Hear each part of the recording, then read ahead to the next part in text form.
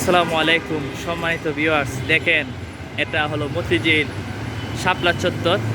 দেখেন ভিউটা কি সুন্দর। এটা অনেক সুন্দর একটা স্থান, যেটা আমাদের গর্বের একটা জায়গা।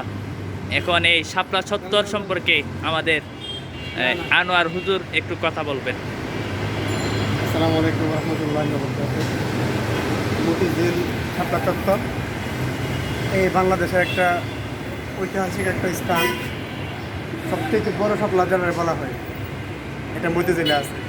যদিও মানুষের হাতে বানানো, অরিজিনাল শাপলা না, জাতীয় ফুল শাপলা ফুলের, মনে করেন বাংলাদেশ তো জাতীয় ফুল শাপলা, এই জন্যে শাপলাকে স্মৃতি হিসেবে ধরে রাখার জন্য মতিঝিল এরকম বড় একটা শাপলা অঙ্কন করেছে। ধন্যবাদ। দেখতে পাচ্ছেন ভিউয়ার্স, কত সুন্দর বড় বড় বিল্ডিং। আমরা একটা এই যে 30 সেকেন্ড একটা করে বলে দেবো।